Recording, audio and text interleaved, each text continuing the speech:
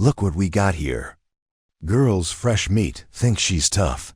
Raven Cruz sneered as she pressed the makeshift blade closer to the trembling woman's throat in the steamy prison showers of Thornfield Correctional.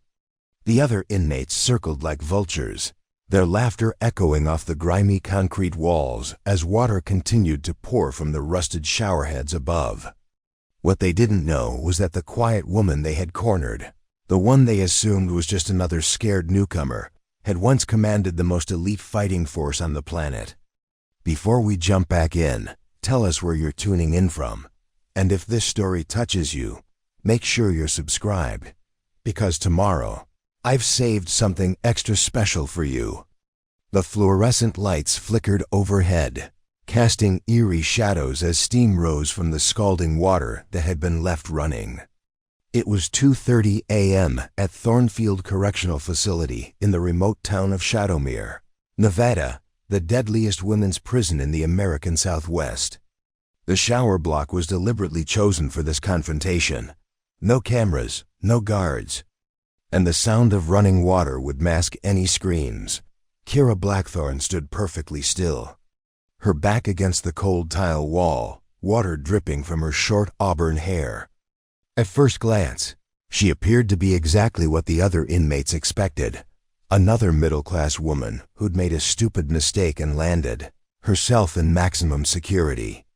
She was 5'6", lean but not obviously muscular, with quiet hazel eyes that seemed to observe everything while revealing nothing. Her prison uniform hung loose on her frame, making her appear smaller and more vulnerable than she actually was. "You've been real quiet since you got here 3 days ago," continued Raven, the undisputed leader of the prison's most violent gang. The Shadowmere Serpents. Real mysterious. Don't talk to nobody, don't cause trouble. Just keep to yourself like you're better than the rest of U.S. The blade, a sharpened piece of metal stolen from the kitchen, gleamed dangerously in the artificial light as she traced it along Kira's collarbone. "We don't like mysterious around here. We like honest. So you're gonna tell us exactly why a pretty little thing like you ended up in our house." The other 4 women moved closer, forming a tight circle. There was Diesel Monroe, a massive woman covered in gang tattoos who'd been convicted of armed robbery. Luna Hayes, a wiry drug dealer with dead eyes and quick hands. Viper Johnson, whose real name nobody knew but whose reputation for violence preceded her everywhere.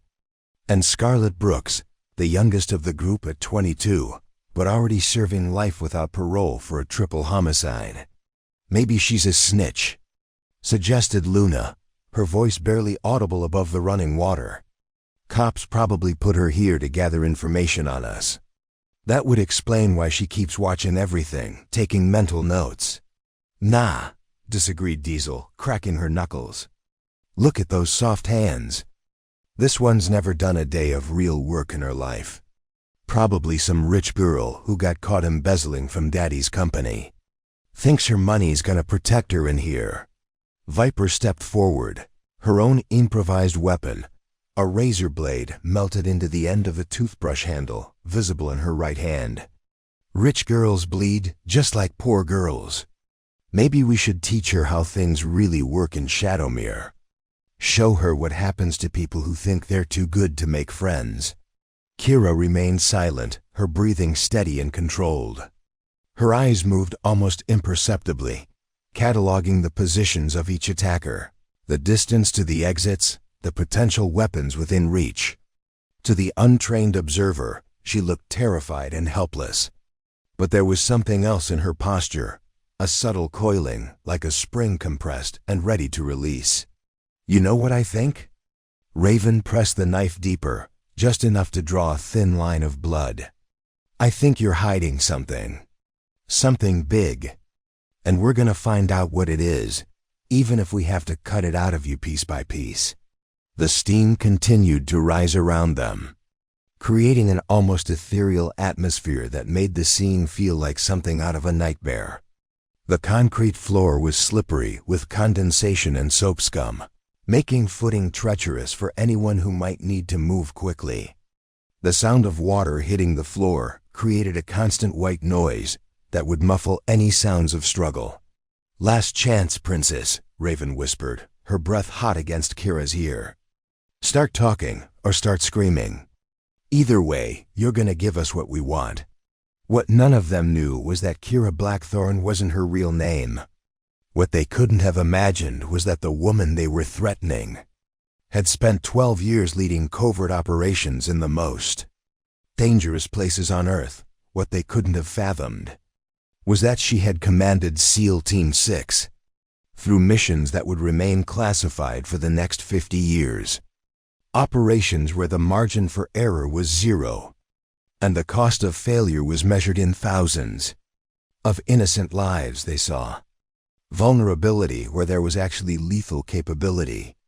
They saw fear where there was actually calculated assessment. They saw an easy victim where there was actually one of the most dangerous human beings alive. Someone who had been trained to neutralize threats. Exactly like this, with surgical precision and no hesitation. The water continued to pour from the showerheads above, washing away the thin trickle of blood from Kira's throat as the 5 predators prepared to discover just how catastrophically wrong their assessment had been. In seconds, everything would change, and the legend of the most unlikely inmate in Thornfield Correctional's brutal history would begin. Preparing and narrating this story took us a lot of time, so if you are enjoying it, subscribe to our channel. It means a lot to us. Now back to the story. But for now, in this moment suspended between ignorance and revelation, the wolves circled what they believed was a lamb, completely unaware that they were actually surrounding the most apex predator any of them would ever encounter. Kira Blackthorn had been inmate #47291 at Thornfield Correctional Facility for exactly 72 hours. And in that time, she had become nearly invisible. The maximum security women's prison sat like a concrete fortress in the Nevada desert, surrounded by 30-foot walls topped with razor wire that gleamed like deadly jewelry under the relentless sun. Built in 1987 to house the most dangerous female offenders in the southwestern United States, Thornfield was home to 2,400 women who had committed crimes ranging from multiple homicides to large-scale drug trafficking. The facility was divided into 4 cell blocks: Alpha, Bravo, Charlie, and Delta, with Delta reserved for the most violent offenders and those in protective custody. Kira had been assigned to cell block Charlie, level 3 security, which housed inmates serving sentences of 15 years to life. Her cell was a cramped 6 by 9 foot concrete box with a narrow window that looked out onto the exercise yard, where groups of women moved in careful formations that spoke of years spent navigating the complex social hierarchies of prison life. Each morning at 5:30 a.m., the electronic locks would click open and the inmates would file out for breakfast in the main cafeteria. Kira would emerge from cell 247 exactly on time, her movements economical and precise. She had quickly fallen into the rhythm that kept you alive in a place like Thornfield. Wake up, make your bunk with military precision, shower if the water was running, eat whatever slop they served in the cafeteria, and spend the rest of the day trying to avoid the attention of both guards and fellow inmates. The other women had initially tried to size her up, as they did with every newcomer. Prison was all about establishing pecking order, and fresh meat needed to be categorized: predator or prey, dangerous or harmless, someone to fear or someone to exploit. But Kira defied easy classification. She wasn't obviously weak like some of the white-collar criminals, who occasionally found themselves in maximum security due to bureaucratic errors. She wasn't obviously dangerous like the gang leaders who walked with crews of loyal followers. She was simply ... there. Her official paperwork listed her as Kira M. Blackthorn, age 38, convicted of aggravated assault and sentenced to 8 to 15 years. The details were sparse: a bar fight in Reno that had gone too far, a victim who had spent 6 months in the hospital, and a defendant who had taken a plea deal rather than risk trial. It was the kind of case that happened every day in Nevada: alcohol, bad decisions, and violence that spiraled out of control. What made Kira unusual wasn't her crime, but her behavior. She didn't try to join any of the established groups that provided protection and social structure within the prison walls. She didn't seek out allies or attempt to establish dominance over weaker inmates. She simply went about her daily routine with a quiet efficiency that made her easy to overlook. During meals, she would sit alone at a corner table, eating methodically while her eyes constantly scanned the room. It wasn't the nervous darting glances of someone who was afraid. It was more like the systematic observation of someone conducting surveillance. She would finish her food in exactly 12 minutes, clean her tray, and return it to the proper station before walking back to her cell or to whatever activity was scheduled next. In the recreation yard, while other inmates lifted weights, played basketball, or gathered in groups to trade gossip and contraband, Kira would walk the perimeter. She covered the same route every day, 36 laps that took exactly 1 hour, her pace never varying. Her attention always divided between her immediate surroundings and the guard towers that overlooked the yard. The other inmates had begun referring to these walks as Blackthorn's Patrol. Though none of them understood why the name felt so appropriate, the guards had initially paid attention to her, as they did with all new arrivals. But her compliance and quiet behavior had quickly moved her to the background of their concerns. Correctional Officer Janet Mellons, a 20-year veteran who worked the day shift in Cell Block Charlie, had noted in her report that inmate Blackthorn was cooperative, clean, and causes no disturbances. Officer Derek Santos, who supervised the recreation yard, had written that she keeps to herself, follows all rules. No behavioral issues noted. What they missed, what everyone missed, were the details that would have told a different story. They didn't notice that Kira's cell was arranged with the same precision found in military barracks, with every item in its designated place and everything positioned for maximum efficiency.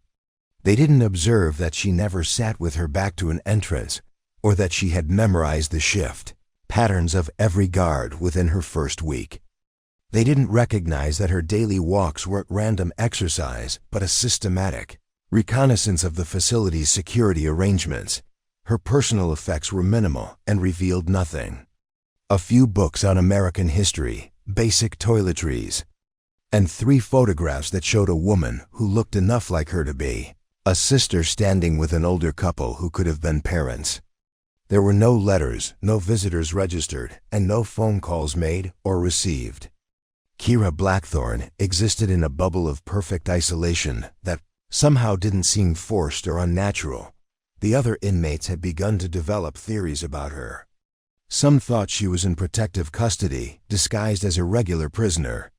Others believed she was working with the authorities, planted to gather information about illegal activities within the prison.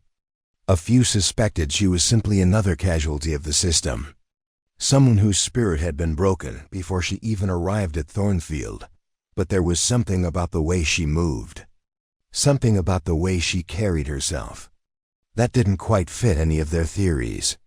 She had the straight posture and controlled movements of someone accustomed to physical discipline, but it wasn't the rigid bearing of someone trying to appear tough. It was more natural than that, more ingrained, as if perfect spatial awareness and controlled movement were simply part of her fundamental nature. As the days passed and Kira continued to maintain her routine of quiet efficiency and careful observation, she had begun to fade into the background of prison life. She was becoming furniture, a piece of the landscape that other inmates noticed only when she wasn't there. It was exactly the kind of invisibility that would make what was about to happen in the shower block so shocking to everyone involved. The social hierarchy at Thornfield Correctional was as rigid and unforgiving as the concrete walls that contained it. Within days of her arrival, Kira had been mentally cataloged by the various factions that controlled different aspects of prison life. And the consensus was universal: she was nobody special.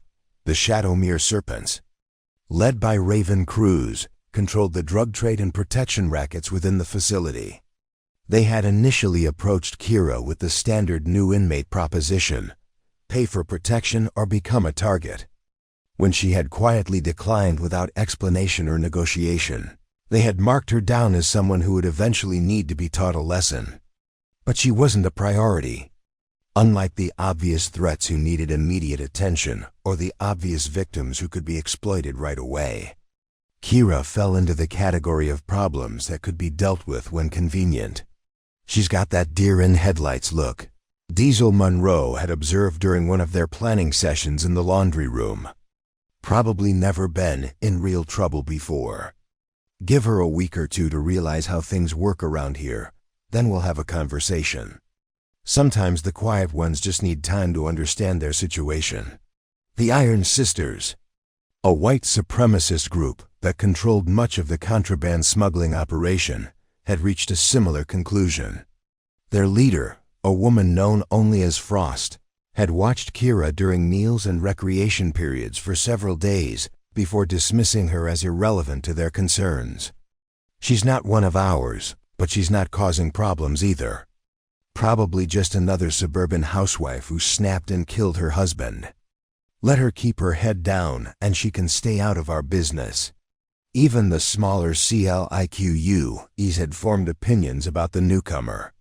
The Bookworms, a group of educated inmates who ran gambling operations based on sports betting and card games, had tried to recruit her after noticing the history books in her cell. But when Kira had politely declined their invitation to join their weekly poker game, they had written her off as antisocial and moved on to other potential members. The daily interactions that define prison social life all reinforced the same. Kira Blackthorn was forgettable. During mealtimes, when inmates would jockey for position in the serving line or compete for the better tables near the windows, she would wait patiently at the back and accept whatever seat was available. When commissary day arrived and women would argue over access to the limited supplies of soap, shampoo, and snack foods, Kira would make her purchases quickly and efficiently without engaging in the complex negotiations and trades that characterized these transactions for most inmates. In the recreation yard, where status was often established through displays of physical prowess or athletic competition, Kira's solitary walking routine had become a source of minor amusement. "Look at Marathon Barbie," Luna Hayes would joke as Kira passed their usual gathering spot near the basketball court. 36 laps every day, like she's training for the Olympics. Probably thinks she's gonna run away from here. The guards had inadvertently contributed to this perception through their own dismissive treatment. Officer Mullins had taken to calling her low maintenance because she never caused problems or requested special treatment. Officer Santos rarely bothered to acknowledge her presence during yard time, focusing his attention instead on the groups of inmates who were more likely to cause trouble. Even the medical staff, who conducted mandatory health checks on all new arrivals, had noted her as cooperative patient. No concerns, and moved on to more pressing cases. But perhaps the most telling indicator of how thoroughly Kira had been dismissed was the way other inmates talked about her when she wasn't present. In a place where reputation and perception could mean the difference between safety and victimization, being ignored was almost worse than being actively targeted. At least enemies were considered worth attention. You ever notice how she never looks anyone in the eye? Scarlett Brooks had asked during a conversation in the day room, where inmates gathered to watch television and socialize. Like she's afraid if she makes eye contact, someone might actually see her. Probably spent her whole life trying to be invisible. Maybe she was abused, suggested another inmate, a woman named Phoenix Martinez who was serving time for armed robbery. Got that beaten dog vibe, like she expects someone to hit her if she draws attention. Probably why she ended up here in the first place, finally snapped after years of taking it. These conversations would often continue for several minutes, with various inmates offering their theories about Kira's background and psychological state. The consensus was always the same. Whatever had brought her to Thornfield, she was clearly broken in some fundamental way. She was someone who had given up. Someone who had accepted her fate and was simply counting down the days. Until her release. The commissary workers had noticed that she never purchased anything beyond basic necessities. No candy, no magazines, no extra soap or shampoo that might indicate self-care or an attempt to maintain dignity. The librarian had observed that while she checked out books regularly, she always chose historical non-fiction rather than the romance novels or crime stories that were popular with other inmates. Even her book selections reinforced the image of someone who was disconnected from reality, living in the past rather than dealing with her present circumstances. This pattern of dismissal and misunderstanding had created a perfect storm of misconceptions. Every interaction, every observation, every casual comment had built up a collective image of Kira as someone who was fundamentally harmless, a broken woman who posed no threat to anyone and offered no value to the complex social and economic systems that governed prison life. What made this particularly dangerous was that the dismissal had become so complete that it was now unconscious. When the Shadowmere serpents made their plans for extracting information and establishing dominance over the newcomer, they didn't bother with the careful preparation they would normally use for a potentially dangerous target. When they chose the shower block for their confrontation, they didn't consider that their victim might be capable of turning the tables on them. In their minds, they were about to have a conversation with a frightened suburban housewife who would quickly break down and tell them everything they wanted to know. The possibility that they might be making a catastrophic miscalculation never occurred to them, because everyone at Thornfield Correctional had already decided exactly who Kira Blackthorne was, and none of their conclusions were even remotely close to the truth. The first sign that something didn't quite add up about Kira Blackthorne came during her second week at Thornfield. Though almost no one was paying close enough attention to notice, it happened in the metal workshop, where inmates worked on basic manufacturing projects that generated revenue for the prison system. The workshop supervisor, a gruff ex-military man named Carl Rodriguez, had assigned Kira to a simple assembly line task, inserting screws into pre-drilled holes on metal brackets used for industrial shelving. What Rodriguez noticed, but didn't immediately understand the significance of, was the rhythm of Kira's work. Most inmates approached these repetitive tasks with either resigned acceptance or barely concealed hostility, their movements reflecting their attitude toward the forced labor. But Kira's movements had a different quality entirely. Her hands moved with mechanical precision, each motion economical and exact, placing screws and operating the pneumatic screwdriver with the unconscious competence of someone who had spent years working with tools and machinery. Blackthorne, Rodriguez called out after watching her for nearly an hour. "You done this kind of work before?" She looked up from the workbench, her expression neutral. "Some, sir. Basic maintenance and repair. Where at?" "Different places. Odd jobs here and there." It wasn't technically a lie, but it wasn't the whole truth either. What Rodriguez didn't know was that Kira's odd jobs had included field maintenance on specialized military equipment in conditions where a single mechanical failure could compromise an entire operation. The steady, methodical way she handled the industrial tools came from years of working on weapon systems, communications equipment, and vehicles under extreme pressure where precision wasn't just preferred. It was literally a matter of life and death. A few days later, another anomaly occurred in the prison's medical facility. Kira had been sent for a routine blood pressure check as part of the ongoing health monitoring required for all inmates. The nurse, Patricia Wells, a veteran healthcare worker who had seen thousands of prisoners over her 15-year career at Thornfield, noticed something unusual when she examined Kira's arms for the blood pressure cuff. "These scars," Wells said, running her finger along several thin, precise lines on Kira's forearms and hands. "What happened here?" Accidents, Kira replied simply. Cuts from working with metal. But Wells had seen her share of scars from workplace accidents, domestic violence, self-harm, and criminal activity. These marks were different. They were too clean, too precise, and too well-healed to be from random accidents. More importantly, they were positioned in locations that suggested they had been acquired while working with specialized tools or in confined spaces, where precise movement was essential.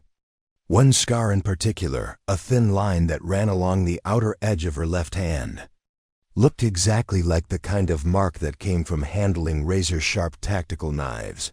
"You must have had some interesting jobs," Wells commented. But Kira had already pulled her sleeve back down and was extending her arm for the blood pressure cuff, effectively ending the conversation. The most significant indicator came during a routine security drill that occurred during Kira's third week. Thornfield conducted lockdown exercises monthly, testing the staff's ability to secure the facility quickly in case of emergency. When the alarm sounded, inmates were required to immediately drop to the floor wherever they were and remain motionless until guards could verify the situation and issue an all clear. Officer Martinez was conducting the mandatory head count in the recreation yard when she noticed something that made her pause. While other inmates had responded to the alarm with varying degrees of confusion, annoyance, or compliance, Kira had reacted differently. In the split second when the alarm first sounded, before anyone had issued instructions or explained what was happening, Kira had automatically assessed her surroundings and positioned herself in a location that provided both cover and multiple exit routes. It was subtle. Most people wouldn't have noticed it at all. But Martinez had military training herself, and she recognized the automatic tactical response of someone who had been conditioned to react to sudden threats with immediate defensive positioning. The movement had lasted less than 2 seconds before Kira had followed the standard procedure and dropped to the ground like everyone else. But those 2 seconds revealed reflexes that didn't belong to a suburban housewife who had gotten into a bar fight. "Interesting," Martinez muttered under her breath, making a mental note to pay closer attention to inmate Blackthorn in the future. The commissary incident provided another piece of the puzzle, though once again it went largely unnoticed. Kira had been standing in line to make her weekly purchases when an argument broke out between 2 inmates over a disputed debt. The confrontation quickly escalated to shoving and threats, with other women taking sides and the situation rapidly spiraling toward violence. While most inmates either backed away from the conflict or moved closer to get a better view, Kira had done something different. Without appearing to move deliberately, she had shifted her position to maintain clear sight lines to all the participants, while simultaneously creating space for rapid movement in any direction. When security guards arrived to break up the disturbance, they found Kira in what appeared to be a random spot near the magazine rack. But anyone with tactical training would have recognized it as the optimal position for either engaging with the threat or evacuating the area quickly. Store worker Jennifer Kim, a civilian employee who managed the commissary, had noticed the movement and found it oddly professional. "That new girl Blackthorn," she mentioned to her supervisor later. "She moves like she's been trained for something." The way she positioned herself during that fight, it was like she was ready for anything. Perhaps most telling was an incident in the prison library that occurred almost by accident. Librarian Dorothy Chen had been reorganizing the military history section when she dropped several books, spilling them across the floor in front of where Kira was sitting with a volume on World War II. Without thinking, Chen had asked for help gathering them up. As Kira knelt to collect the scattered books, Chen noticed that she automatically organized them by topic and chronological period, her hands moving confidently among volumes covering everything from ancient warfare to modern military strategy. More significantly, when she handed back a technical manual on small unit tactics, Her thumb had automatically found and bookmarked a specific chapter on urban warfare techniques. "You interested in military history?" Chun had asked. "Some," Kira replied, but Chun noticed that her eyes had lingered on the tactical manual in a way that suggested familiarity rather than casual curiosity. These incidents, scattered across different areas of the prison and witnessed by different staff members, created a pattern that none of them had yet connected. Each individual observation seemed minor, easily explained by coincidence or misinterpretation.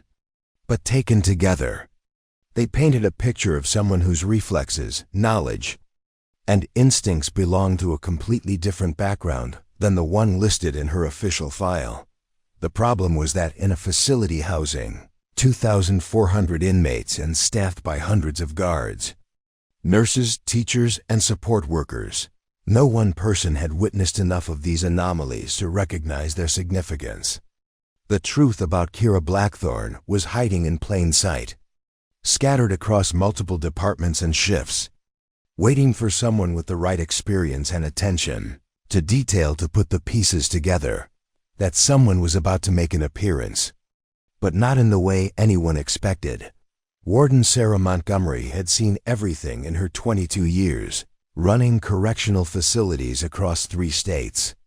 She had managed gang wars, hostage situations, riots, and escape attempts. She had dealt with serial killers, drug lords, and terrorists. At 54, she was one of the most experienced prison administrators in the country, which was exactly why the Nevada Department of Corrections had brought her to Thornfield when the facility was struggling with violence and corruption 3 years earlier. Montgomery prided herself on knowing her facility inside and out. She made unscheduled rounds through every cell block, attended staff meetings across all shifts, and maintained detailed files on inmates who posed special security risks. Her office walls were covered with organizational charts, incident reports, and photographs from her military service as a military police officer in the Army, where she had learned that attention to detail could mean the difference between order and chaos. It was during one of her routine evening walkthrough on a Thursday in late September that Montgomery first encountered Kira Blackthorn directly. The warden was conducting a surprise inspection of cell block Charlie when she noticed something that made her pause outside cell 247. The cell was immaculate in a way that went beyond normal prison tidiness. The bunk was made with military precision, sheets pulled so tight you could bounce a quarter off them. Personal items were arranged with geometric exactness, toothbrush at a perfect 90-degree angle to the sink, books stacked in order of height, towel folded and hung with edges aligned. It was the kind of organization that Montgomery recognized from her own military training, the automatic discipline of someone for whom order wasn't just preference but ingrained habit. Blackthorn, she called through the bars. Kira, who had been sitting on her bunk reading, immediately stood and faced the door with perfect posture, hands at her sides. "Yes, ma'am," Kira responded, her voice clear and respectful without being subservient. Montgomery studied her carefully. There was something about the way she held herself, something about the immediate attention and ready stance that triggered recognition. Not of the specific individual, but of a type of person Montgomery had encountered many times during her military career. "How are you adjusting to life here, inmate?" "No problems, ma'am. Following all facility rules and regulations." The phrasing was interesting. Most inmates would say something like fine or okay, or launch into complaints about conditions.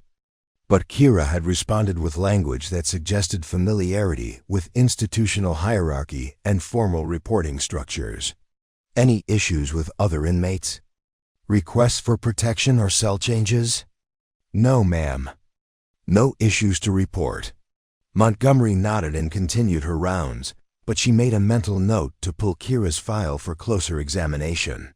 Something about the interaction didn't quite fit with the background story of a bar fight gone wrong.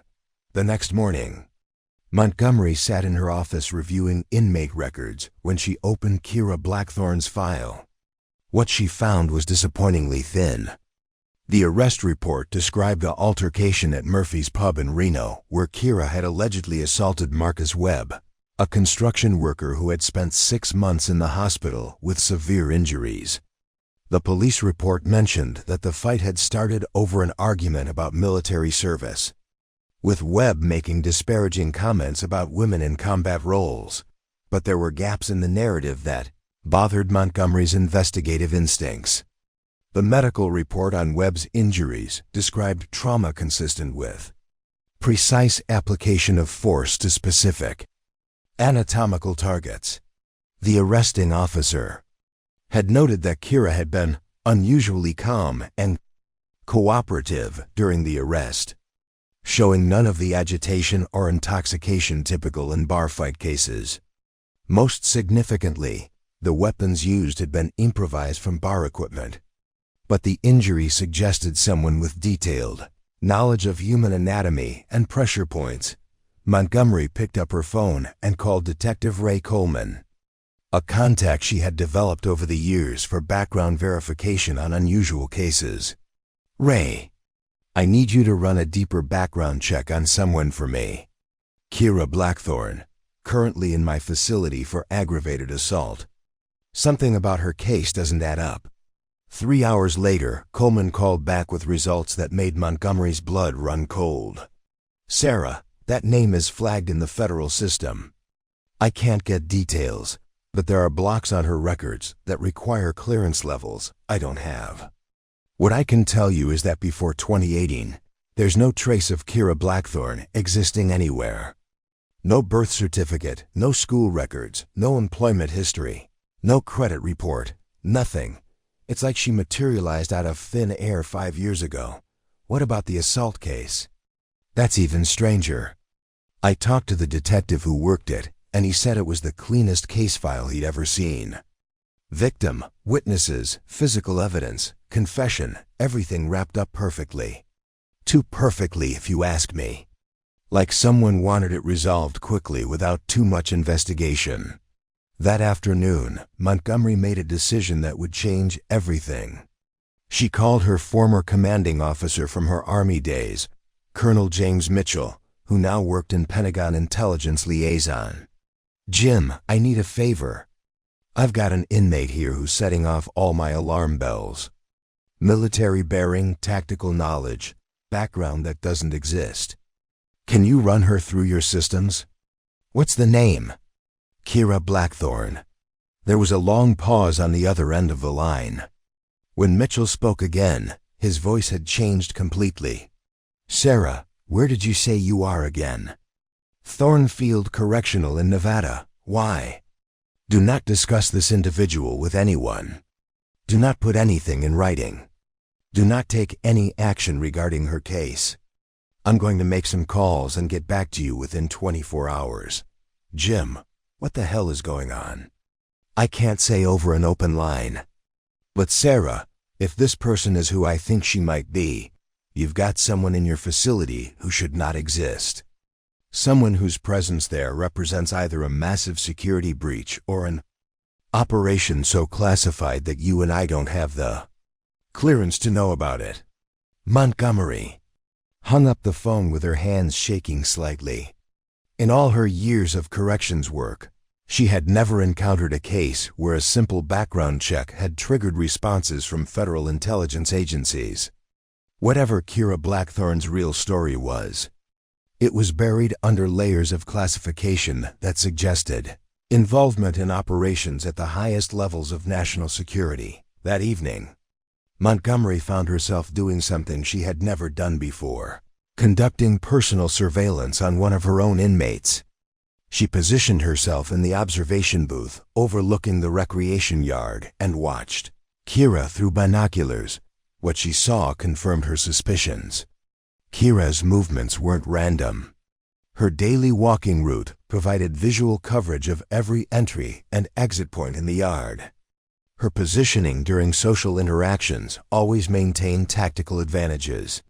Most telling, her constant awareness of her Surroundings was so automatic and practiced that it was clearly the result of years of professional training. Montgomery had seen enough combat veterans during her military service to recognize the behavioral patterns of someone who had operated in high-threat environments for extended periods. But this level of ingrained tactical awareness suggested something beyond normal military service.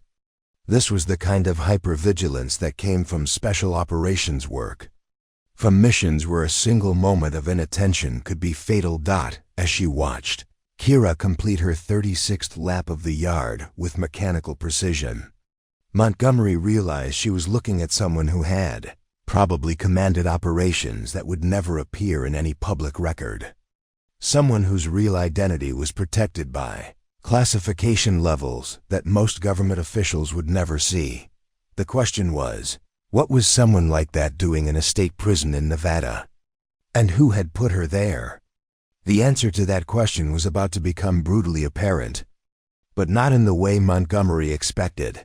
The first red flag appeared in the prison's computer system at 11:47 p.m. on a Friday night, exactly 18 days after Kira Blackthorne's arrival at Thornfield Correctional. Night shift IT technician Marcus Fleming was running routine system maintenance when an automated security alert flashed across his screen. The facial recognition software, which continuously scans security camera feeds throughout the facility, had flagged an anomaly in the identification database. Fleming pulled up the alert details and frowned. The system was reporting a critical identity mismatch for inmate #47291, according to the error log. The facial recognition software had attempted to cross-reference Kira's face against federal law enforcement databases as part of the standard background verification process that ran automatically for all inmates. Instead of confirming her identity or returning a no match found result, the system had encountered something unprecedented, a classification barrier that triggered an immediate lockdown of the query. What the hell? Fleming muttered, trying to access more details. But when he attempted to view the specific databases that had been searched, he was met with a screen that simply read, "Access denied, clearance level insufficient, contact system administrator." Fleming had been working IT support for the Nevada Department of Corrections for 8 years, and he had never seen this particular error message. He tried running the search again, thinking it might be a glitch in the system. The result was identical, except this time an additional message appeared. Unauthorized query, detected incident logged supervisor. Notification required, within minutes. Fleming's supervisor, Department IT Security Chief Robert Chun, received an automated alert on his personal phone. Chun, who had been asleep at his home 40 miles away, was initially annoyed by what he assumed would be another routine technical issue. But when he logged into the system remotely and saw the nature of the alert, he was wide awake immediately. The facial recognition system wasn't just reporting an identity mismatch, it was reporting that Kira Blackthorne's biometric data had triggered security protocols normally reserved for individuals involved in national security matters. The system was designed to flag potential terrorists, federal witnesses in protection programs, and individuals with classified military backgrounds. For it to react this way to a state prison inmate convicted of aggravated assault was not just unusual, it was virtually impossible. Chun immediately called Fleming back. "Marcus, I need you to stop all queries related to inmate 47,291 immediately. Do not attempt to access her file again. Do not discuss this with anyone. And document everything that happened in a report that you'll submit directly to me." "But sir, shouldn't we investigate why?" "No, we should not. This is now above your pay grade and mine." Chun spent the next hour making phone calls to supervisors, department heads, and eventually to contacts within the federal correctional system. What he learned made him increasingly uncomfortable. Every official he spoke with gave him the same advice: Stop investigating, file a report, and wait for guidance from higher authorities. The situation escalated dramatically when Chun's final call reached Deputy Director Patricia Hawkins of the Federal Bureau of Prisons Intelligence Division. Hawkins, a former FBI agent who specialized in cases involving inmates with sensitive backgrounds, listened to Chun's report with growing concern. "You said the facial recognition system triggered a classification barrier?" Hawkins asked. "Yes, ma'am. The system is designed to cross-reference against federal databases. But when it tried to access information about this particular inmate, it hit some kind of wall that I've never seen before." "And this inmate is currently housed in a state facility?" "Yes, ma'am. Thornfield Correctional in Nevada, serving 8 to 15 for aggravated assault." There was a long pause before Hawkins spoke again. "Mr. Chun, I'm going to need you to forward all documentation related to this incident to my office immediately. Furthermore, I'm implementing an immediate information security protocol. No one at your facility discusses this matter with anyone outside the chain of command until further notice." "Ma'am, should I inform the warden?" "The warden will be contacted through appropriate channels. Your job is to ensure that this incident doesn't leak to unauthorized personnel." After the call ended, Hawkins sat in her office at 3 a.m., staring at the preliminary report Chun had sent. She had seen similar classification barriers before, but only in cases involving the most sensitive national security matters.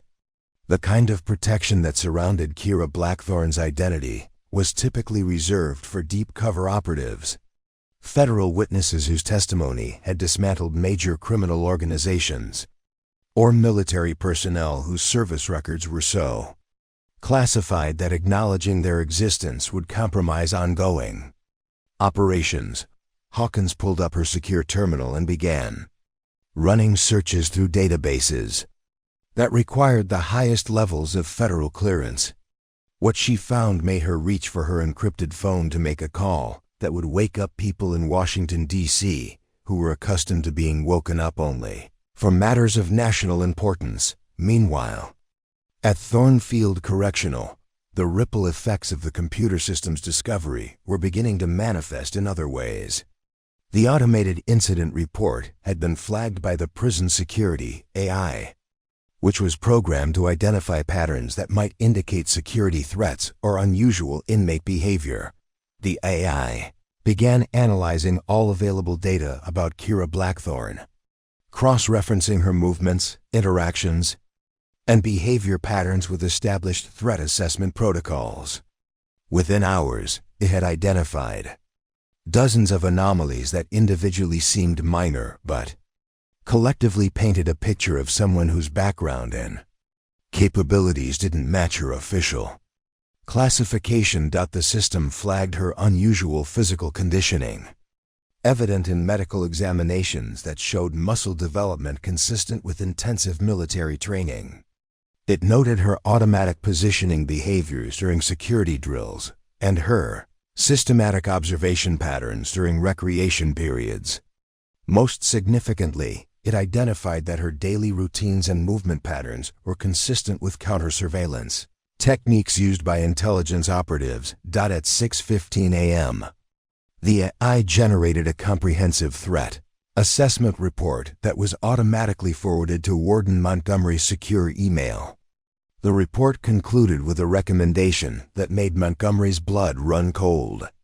Subject exhibits behavioral patterns consistent with advanced tactical training. Recommend immediate reclassification to maximum security. Isolation pending further investigation. But the most alarming development came when the system attempted to process a routine medical scan of Kira's dental records for identification verification. The scan revealed something that had been missed during her initial processing. Several dental implants that showed up on X-rays as containing metallic components far more sophisticated than standard dental work. The medical AI, which was programmed to identify potential contraband or security threats, Flagged the implants as anomalous medical devices configuration. Unknown. Potential security concern. Further analysis revealed that the metallic components were arranged in a pattern that didn't match any standard dental procedure on record. Dr. Patricia Santos, Thornfield's chief medical officer, was called in for an emergency consultation. When she reviewed the X-rays, her 20 years of correctional medicine experience told her she was looking at something she had never encountered before. These aren't standard dental implants, she told Montgomery during an urgent meeting in the warden's office. The metallic components are too precisely engineered, and they're positioned in locations that don't make sense for normal dental work. If I had to guess, I'd say there's some kind of specialized equipment, possibly for communication or identification purposes. Montgomery stared at the X-ray images displayed on her computer screen. You're saying she has government equipment implanted in her teeth? I'm saying she has something implanted in her teeth that was put there by people with access to technology that's well beyond anything available to civilian dentistry. The kind of precision engineering we're looking at suggests military or intelligence applications. As reports continued to flood in from different departments and systems throughout the prison, one thing became increasingly clear. Kira Blackthorne was not who she appeared to be. And her presence at Thornfield Correctional was about to trigger a chain of events that would reach the highest levels of the federal government. The systems designed to protect national security had recognized something that human observers had missed, and they were now screaming warnings that could no longer be ignored. Warden Montgomery's secure phone rang at 2:17 a.m. on Saturday morning, jarring her awake in her home 30 minutes outside the prison complex. The caller ID showed only a series of numbers she didn't recognize, but the formal tone of the voice on the other end immediately told her this wasn't a routine correctional matter. Warden Montgomery, this is Deputy Director Patricia Hawkins, Federal Bureau of Prisons Intelligence Division. I need to speak with you immediately regarding inmate Kira Blackthorne, number 47,291. Montgomery sat up in bed, instantly alert. Ma'am, I've been trying to get answers about that inmate for days. My background checks have hit walls I've never encountered before. Warden, I need you to listen very carefully. Within the next 6 hours, your facility is going to receive visitors from several federal agencies. You are not to discuss inmate Blackthorne with anyone until those individuals arrive. More importantly, you need to ensure her safety in isolation without alerting her or other inmates to any change in status. Ma'am, with all due respect, I need to understand what's happening in my facility. Is this woman dangerous? Is she some kind of federal witness? There was a pause before Hawkins responded. Warden, I can't provide details over an unsecured line. What I can tell you is that we've discovered information that suggests this individual's presence in state custody may represent a significant breach of federal security protocols.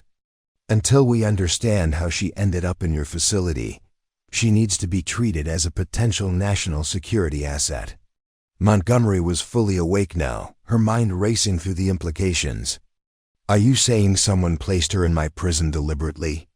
I'm saying we don't know, and that uncertainty is extremely troubling to people at the highest levels of government. The databases that her identity triggered aren't accessible to anyone below the level of federal department heads. The fact that those systems are flagging someone in state custody has created what you might call a situation. After the call ended, Montgomery spent the rest of the night in her office, pulling every piece of documentation she could find about Kira's case. She reviewed the arrest reports, court transcripts, and transfer documents with fresh eyes, looking for any indication that something about the process had been manipulated or expedited. What she found was disturbing in its very normalness. The case had moved through the system with textbook efficiency.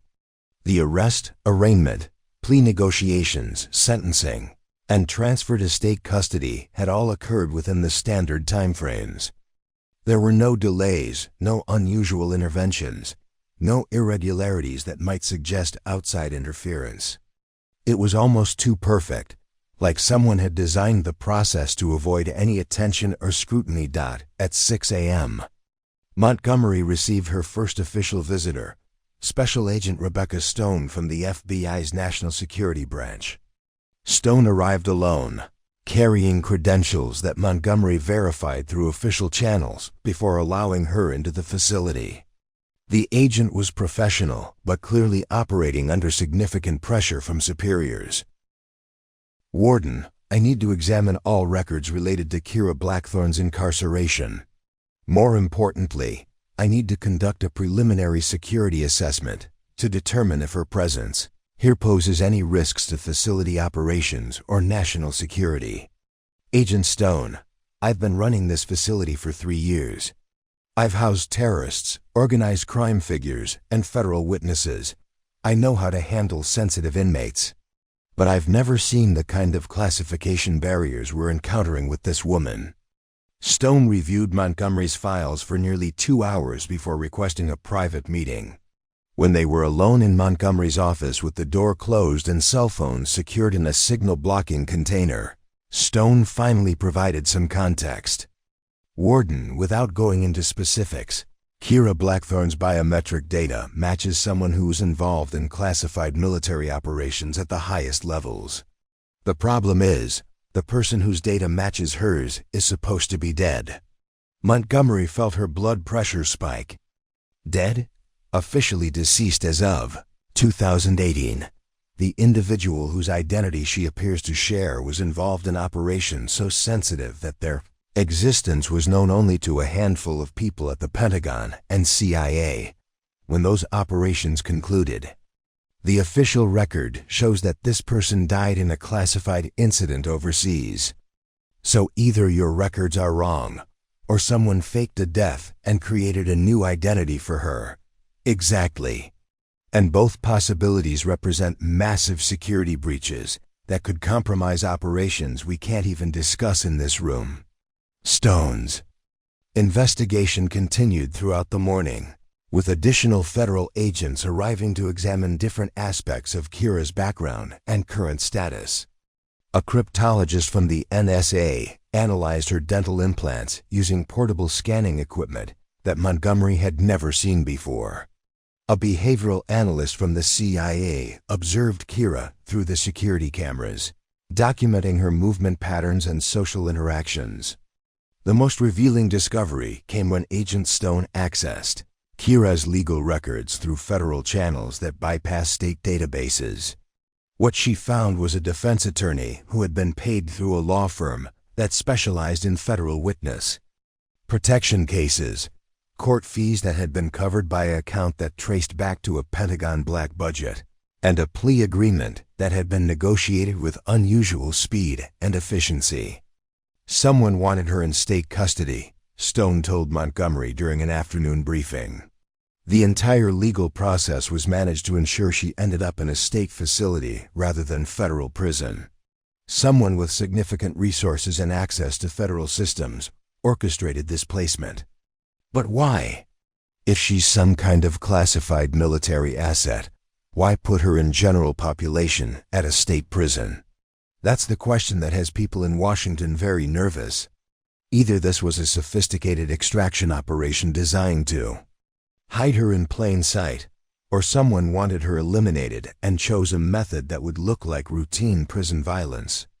The investigation took another disturbing turn when forensic accountants examined the financial records surrounding Kira's case. The victim of her alleged assault, Marcus Webb, had received a settlement payment that came from an offshore account, controlled by a shell company with ties to private military contractors. Webb himself had disappeared shortly after the settlement, leaving no forwarding address and closing all his bank accounts. The victim doesn't exist anymore either, Stone reported. Marcus Webb was a real person, a construction worker from Reno with a drinking problem and a history of bar fights.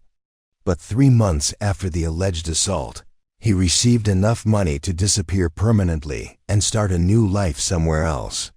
The final piece of the puzzle emerged when the NSA cryptologist completed her analysis of Kira's devil implants.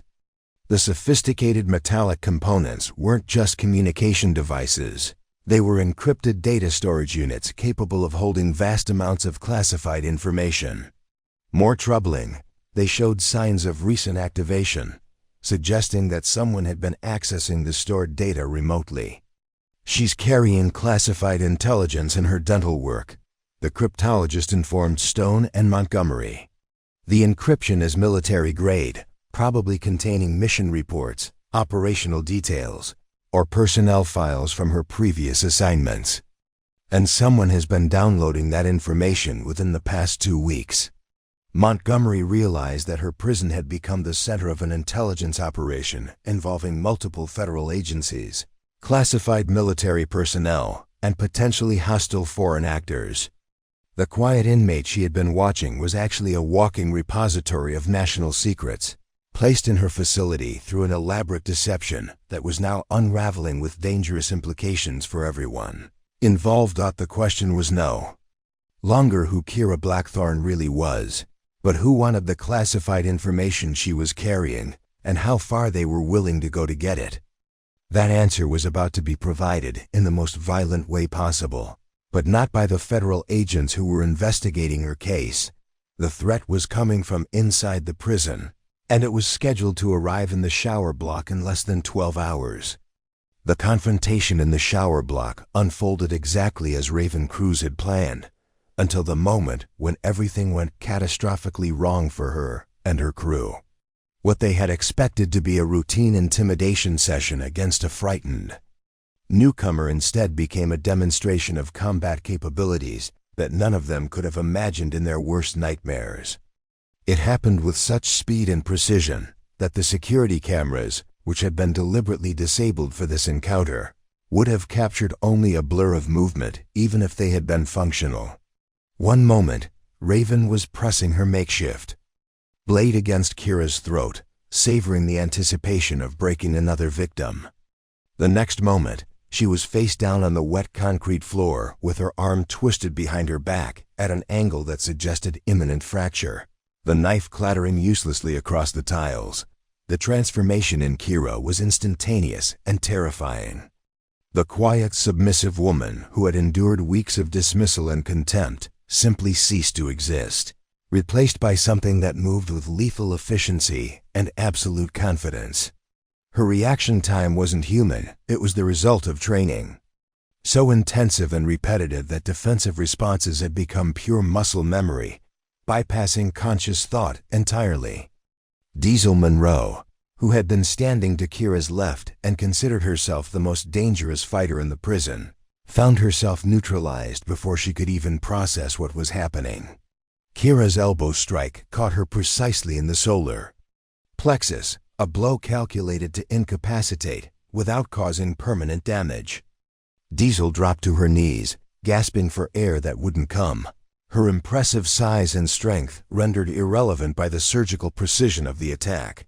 Luna. Hayes managed to raise her improvised weapon, a razor blade melted into a toothbrush handle, before discovering that bringing a knife to a fight with someone trained in advanced hand-to-hand combat was not just futile but suicidal. Kira caught Luna's wrist as she lunged forward, using the woman's own momentum to redirect the attack while simultaneously applying pressure to specific nerve points that caused Luna's fingers to release the weapon involuntarily. The entire sequence took less than 2 seconds and left Luna's arm completely numb from shoulder to fingertips. Viper Johnson, whose reputation for speed and viciousness had kept her alive through 15 years of maximum security incarceration, found herself on the wrong end of a chokehold that had been perfected in training facilities where the stakes were life and death rather than prison yard dominance. Kira's arm slipped around Viper's throat with the practiced ease of someone who had applied the same technique to enemy combatants in situations where failure meant mission compromise and civilian casualties. Viper had approximately 10 seconds of consciousness remaining when she realized she was completely outclassed. The most shocking moment came when Scarlett Brooks, the youngest member of the group, but also the most unpredictable, attempted to flee rather than fight. Kira could have let her go, could have allowed at least one witness to escape and spread word of what had happened. Instead, she demonstrated the kind of tactical thinking that comes only from commanding operations, where loose ends can compromise entire missions. Without releasing her hold on Viper or her control over Raven, Kira used her leg to sweep Scarlet's feet, sending the young woman sliding across the wet floor into a sitting position against the wall. It was a move that required spatial awareness of multiple opponents, perfect timing, and physical coordination that bordered on supernatural. More importantly, it revealed that Kira wasn't just defending herself, she was managing the entire engagement with the strategic mindset of someone accustomed to controlling combat situations. The silence that followed was broken only by the sound of running water and labored breathing from the 5 women, who had learned the difference between prison violence and professional warfare. Kira stood in the center of the shower area, completely calm and seemingly unaffected by what had just occurred. Her breathing was steady, her posture relaxed, and her expression showed no signs of adrenaline or excitement. She looked like someone who had just completed a routine training exercise rather than someone who had just disabled 5 attackers in less than 30 seconds. "Ladies," she said quietly, her voice carrying easily over the sound of the water. "I think there's been a misunderstanding about who I am and what I'm capable of." Raven tried to speak from her position on the floor, but the angle of her arm and the pressure being applied to her shoulder joint made coherent speech difficult. The pain was excruciating, but more terrifying was the realization that Kira was controlling her body with the casual ease of someone adjusting a tool.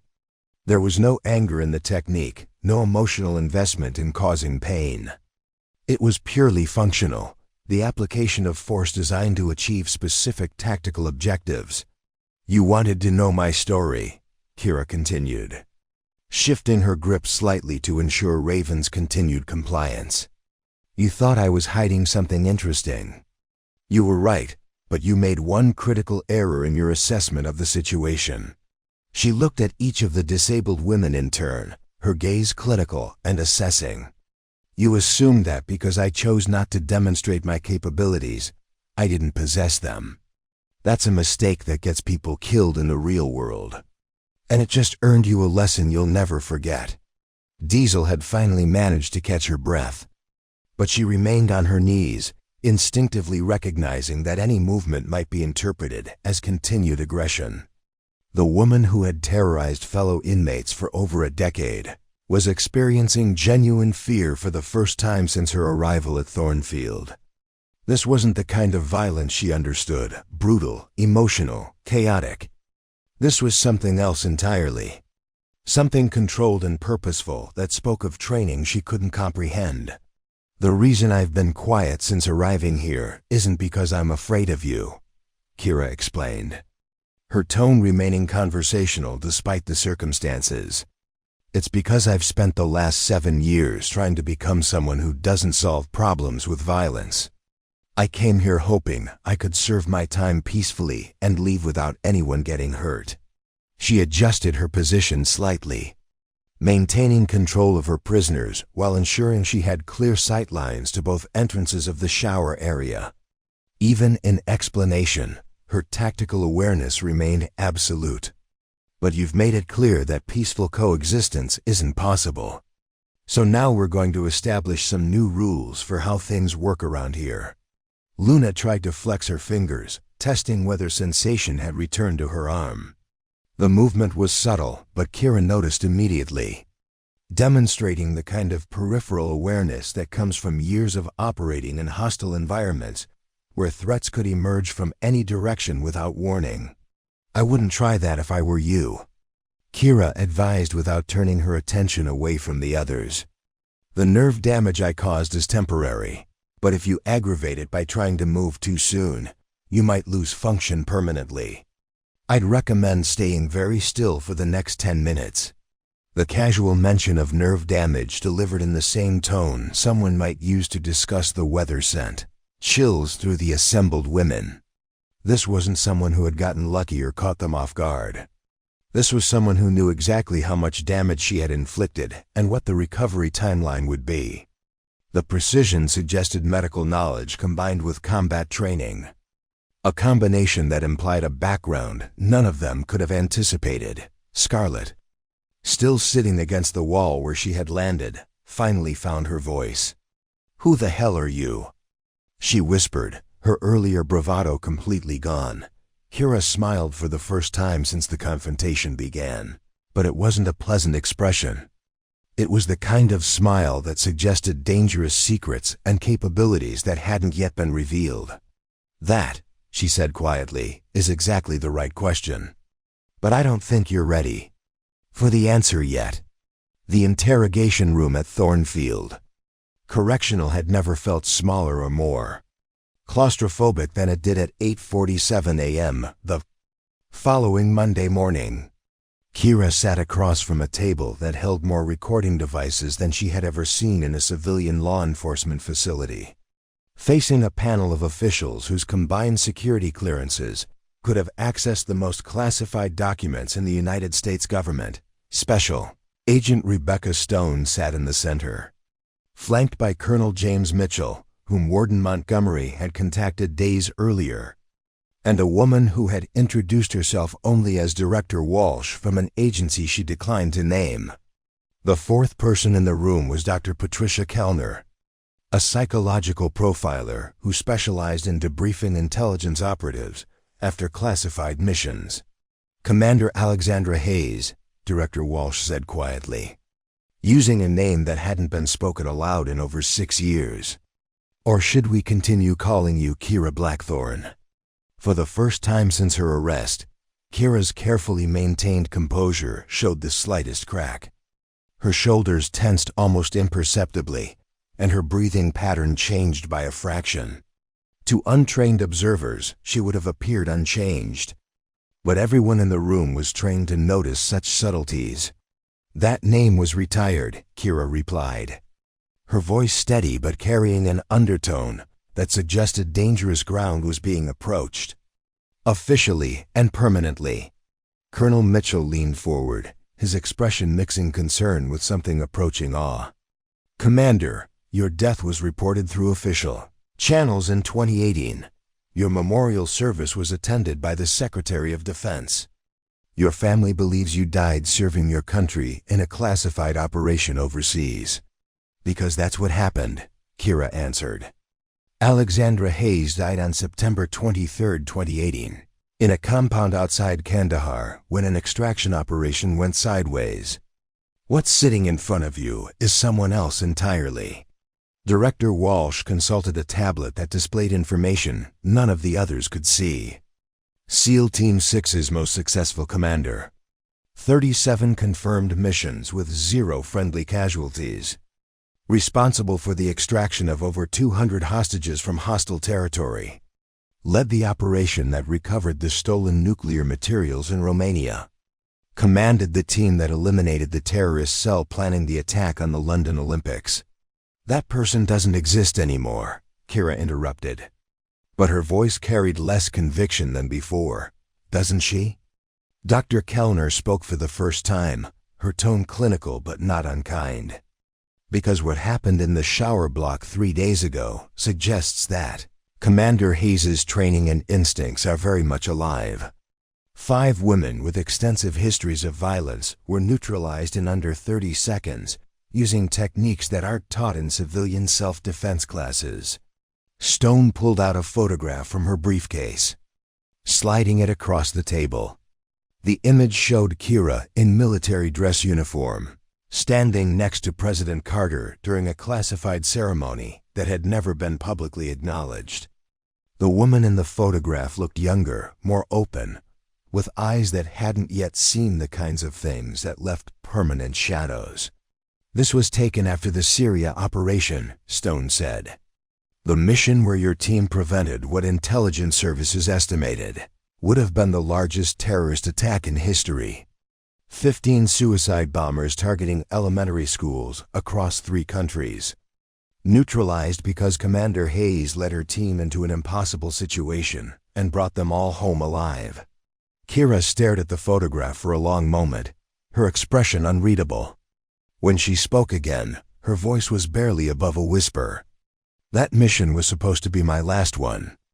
I was going to retire, maybe try to have something resembling a normal life. But the intelligence was wrong. The operation was compromised before we even landed. Tell us what happened. Director Walsh said gently. We were supposed to be extracting a single high-value target who had information about the planned attacks. Instead, we walked into a compound where 37 children were being held as human shields. The terrorists knew we were coming, and they had prepared a scenario where any action we took would result in mass casualties.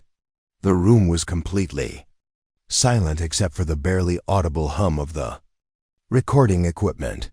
My team was prepared to abort the mission. Command was prepared to write off the intelligence and try to stop the attacks through other means. But I looked at those children, and I knew that if we left them there, they would all be killed anyway. The terrorists couldn't afford to leave witnesses. Kira's hands, which had been folded calmly on the table, began to show the slightest tremor. So I made a decision that wasn't mine to make. I ordered my team to stand down and went in alone. No backup, no extraction plan, no communication with command. Just me and 37 kids who deserved a chance to see their families again. Colonel Mitchell consulted his notes. According to the classified after-action report, you eliminated 17 hostiles in close-quarters combat while ensuring the safety of all civilian hostages. The operation took 4 hours and 27 minutes. So they killed you, Dr. Kellner said, not as a question but as a statement of fact. They had to. The mission was too public, too messy. Questions were being asked by foreign intelligence services, and our allies needed plausible deniability. Commander Alexandra Hayes had to die so that the operation could remain classified and diplomatic. Relationships could be preserved. Director Walsh looked up from her tablet. But you didn't actually die. I was given a choice. Accept official death and disappear permanently, or face court-martial for insubordination and violation of operational security. Either way, Alexandra Hayes was finished. But if I chose option 1, at least I could live, even if it had to be as someone else. So they created Kira Blackthorne, Stone said. New identity, new background, new life. I was supposed to disappear into civilian society and never use my training again. For 5 years, I managed it. I had a job, a small apartment. Even started dating someone who thought I was a former military clerk who'd served in supply logistics. What went wrong? Colonel Mitchell asked. Kira was quiet for a long moment, staring at the photograph of her former self. Marcus Webb, the man I allegedly assaulted, wasn't just some construction worker with a drinking problem. He was an asset for a foreign intelligence service that had been tracking surviving members of my former unit. Somehow they had identified me despite the new identity. They wanted the classified information you carry in your dental implants, Director Walsh said. They wanted more than that. They wanted me to help them locate and eliminate the other members of Team 6 who had been given new identities after various operations were declassified. I was supposed to be their recruitment specialist, using my knowledge of my former teammates to help foreign agents track them down.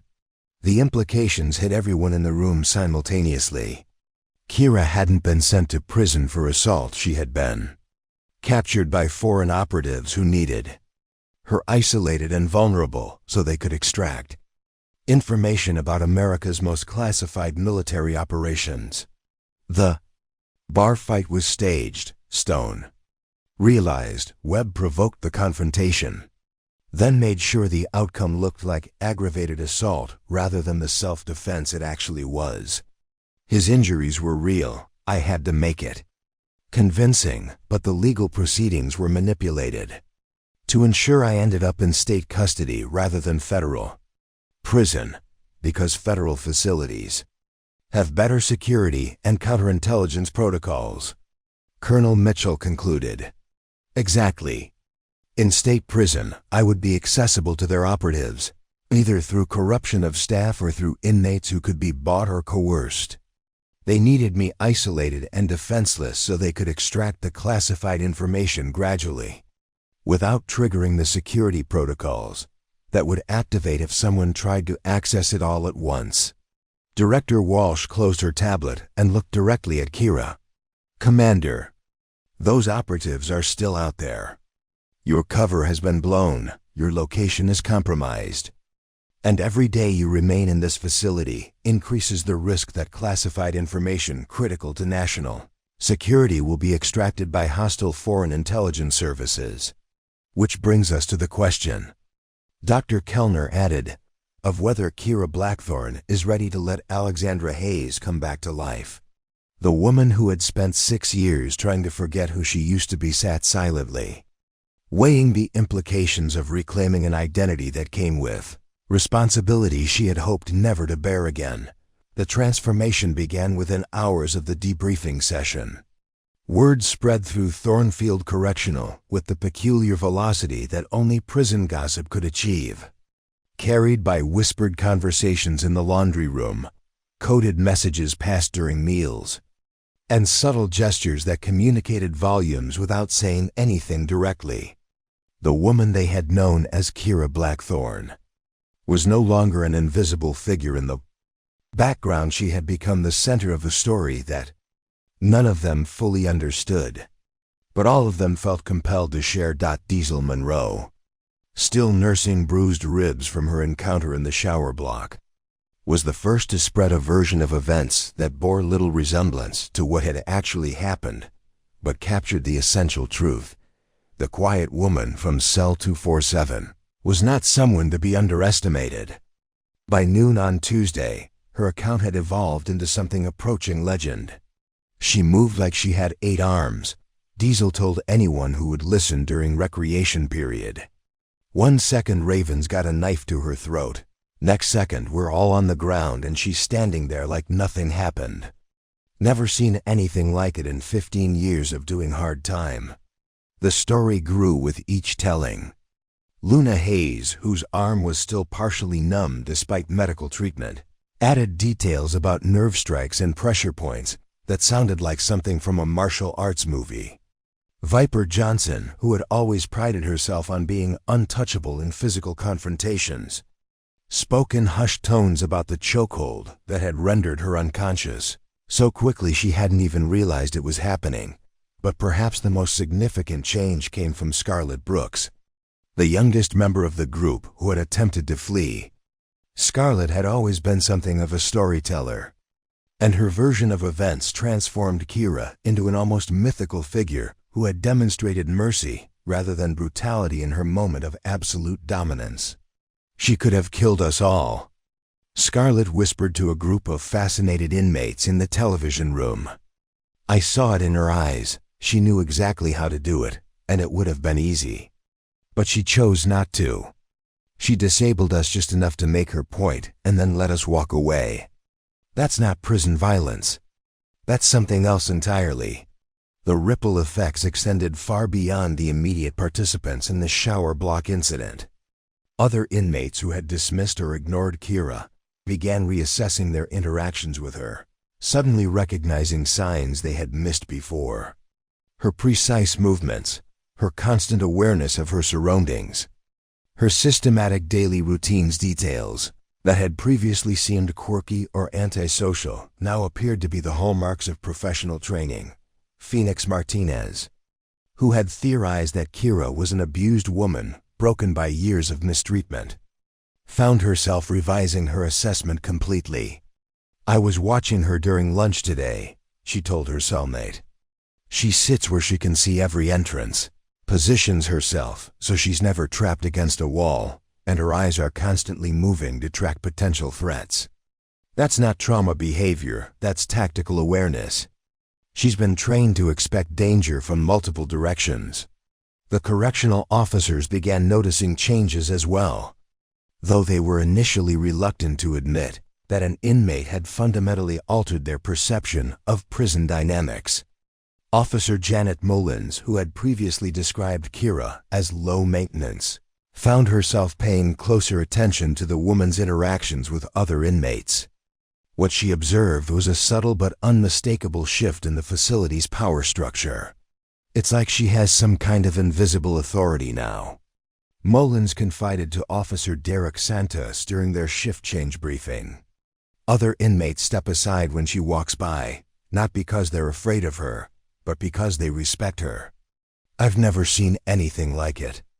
Usually when someone demonstrates that kind of dominance, it creates enemies and challengers. But with her, it's creating followers. The phenomenon was most apparent in the smaller interactions that define daily prison life. When Kira walked through the corridors, conversations would pause until she passed. Not from fear, but from a kind of deference that was completely unprecedented in Santos's experience.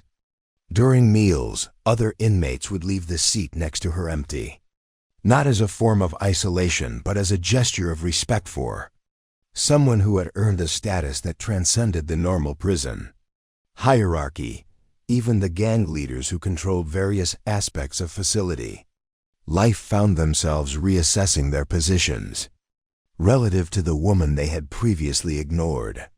Carmen Rodriguez, who led the Latino faction that controlled much of the commissary trade, made a point of nodding respectfully when she encountered Kira during evening recreation.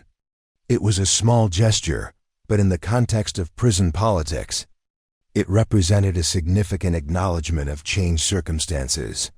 She's not trying to take over anyone's territory, Rodriguez explained to her lieutenants. She's not making alliances or building a crew, but she's demonstrated capabilities that put her in a different category than the rest of us. Smart move is to show respect and avoid conflict. The most dramatic change came from Raven Cruz herself. The leader of the Shadowmere Serpents, who had built her reputation on being the most feared woman in the facility, found herself in an impossible position. She could not retaliate against Kira without appearing weak, but she also could not ignore what had happened without losing credibility with her followers. Raven's solution was as pragmatic as it was unexpected. She publicly acknowledged what had occurred and used it to enhance her own reputation rather than diminish it. During a meeting with her crew in the machine shop, she addressed the elephant in the room directly. What happened in the showers wasn't a loss, she told them. It was education.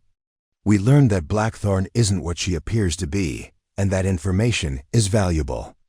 Anyone who can move like that, who has training like that, is either an asset or a threat. Since she chose not to seriously hurt us when she could have, she's shown us which category she falls into. This reframing allowed Raven to maintain her leadership position while simultaneously acknowledging Kira's superior capabilities. More importantly, it established a new dynamic, where the Shadowmere Serpents could interact with Kira as an independent force rather than a potential rival. The administrative staff began receiving reports that painted a picture of a facility where tension had decreased rather than increased following what should have been a destabilizing violent incident. Fights between inmates had dropped to nearly zero. Commissary disputes had virtually disappeared, and the overall atmosphere of the prison had shifted from one of constant, low-level hostility to something approaching respectful coexistence. Warden Montgomery, who was still dealing with federal agents and classified briefings related to Kira's true identity, found herself managing a facility that was functioning better than it had in years. It's like she's become an unofficial peacekeeping force, Montgomery told Director Walsh during one of their secure communications sessions. Other inmates are modifying their behavior because they know she's watching, and they don't want to end up on her bad side. The psychological impact extended beyond immediate behavior modification. Inmates who had previously felt powerless within the prison's social structure began carrying themselves differently, inspired by the example of someone who had demonstrated that quiet strength could be more effective than loud aggression. Women who had been victims of bullying found themselves standing straighter, speaking more confidently, and refusing to accept treatment they would have endured before witnessing Kira's demonstration of controlled power. But perhaps the most significant change was in how the inmates talked about their own potential for transformation. Conversations that had previously focused on survival until release began including discussions of what they might accomplish after their sentences ended. Kira had shown them that people could be more than their circumstances suggested, that hidden strengths could emerge when necessary, and that respect could be earned through competence rather than intimidation. The legend that was growing around her had become a catalyst for behavioral change throughout the entire facility, creating an environment where rehabilitation might actually be possible rather than just a theoretical goal listed in the mission statement. The extraction occurred at 3:42 a.m. on a Thursday morning, executed with the kind of precision that most of Thornfield's inmates would never witness or understand. While the facility slept under the watch of skeleton night crews, a convoy of unmarked vehicles approached the prison's administrative entrance using access codes that bypassed every security protocol in the system. Kira had been awake for over an hour, sitting on her narrow bunk in the darkness of cell 247, when the electronic lock disengaged with its familiar click. But instead of the usual morning routine, she was greeted by two figures in tactical gear, whose faces were hidden behind night vision equipment. They moved with the silent efficiency she remembered from her former life, and she recognized the choreography of a classified operation immediately. "Time to go." "Commander," said a voice she hadn't heard in 6 years. Lieutenant Commander Sarah Chun, her former second-in-command, stepped into the cell with the kind of confident bearing that suggested the years since their last mission together had been kind to her career advancement. "Sarah," Kira replied quietly, standing with the automatic precision that had never truly left her. "I wondered when they'd send someone from the old unit." Director Walsh thought familiar faces might make the transition easier. "Jackson's waiting in the van. He's been promoted to Master Chief, by the way. Still complains about your tendency to improvise during critical moments." The reunion was brief and professional, but Kira could see the genuine relief in Chian's eyes. For 6 years, the surviving members of their unit had believed their commander was dead, killed in an operation that had saved hundreds of lives, but cost them the person they had trusted with their own lives repeatedly. As they moved through corridors that were mysteriously empty of guards, Chun provided the essential briefing. "The foreign intelligence cell that orchestrated your capture has been tracking 4 other members of the unit. 2 are already dead, killed in what appeared to be random crimes, but showed all the hallmarks of professional assassinations. The other 2 are in protective custody, but they need someone with operational experience to coordinate their security." "And Alexandra Hayes is officially alive again?" "As of 6 hours ago. The paperwork has been processed. Your family has been notified that your death was cover for a deep undercover assignment, and your security clearances have been reactivated. You're being recalled to active duty at the request of the Secretary of Defense." They reached the administrative exit where a third figure waited beside an armored vehicle that looked like it belonged in a war zone rather than a Nevada parking lot. Master Chief Robert Jackson turned as they approached, and despite the tactical situation, a genuine smile crossed his weathered face. "Permission to say it's good to see you again, Commander?" he asked with the kind of informal respect that had characterized their unit during the most dangerous operations of the past decade. "Granted, Jackson. Though I have to admit, I was getting used to sleeping through the night without wondering if someone was going to try to kill me before morning." "Yeah. Well, peaceful retirement was always a fantasy in our line of work," he replied, opening the vehicle's rear door. "The bad news is that the people who want you dead are very good at their jobs. The good news is that we're better. As they drove through the pre-dawn darkness toward a destination that Shun couldn't reveal until they were in a secure communication zone, Kira found herself processing the emotional complexity of returning to an identity she had spent years trying to forget. The woman who had learned to find satisfaction in small acts of kindness and quiet competence was being asked to become someone who solved problems through controlled violence and strategic thinking that could affect international relations. "What about Thornfield?" she asked as they passed the perimeter lights of the prison complex. "The inmates. The staff, they're going to have questions about what happened to Kira Blackthorne." Shun consulted a tablet that displayed information updated in real time by intelligence analysts monitoring the operation. "Official story is that you've been transferred to a federal facility for crimes related to your original conviction. Your case will disappear into the federal system, where it can be quietly dismissed on procedural grounds. Within 6 months, Kira Blackthorne will exist only in sealed files that require clearance most government employees will never have. And the inmates who were starting to trust me, the women who were beginning to believe that people could change, could be more than their worst moments." Jackson glanced at her in the rearview mirror, recognizing the conflict that had always made her an exceptional commander, but a complicated intelligence asset. "You're thinking about them like they're your responsibility." "They were my responsibility. For 6 years, I tried to prove that Alexandra Hayes could become someone who built things instead of destroying them. Leaving without explanation feels like abandoning people who needed to see that transformation was possible." "Commander," Chun said gently, "you saved 37 children in Syria. You prevented terrorist attacks that would have killed thousands of people.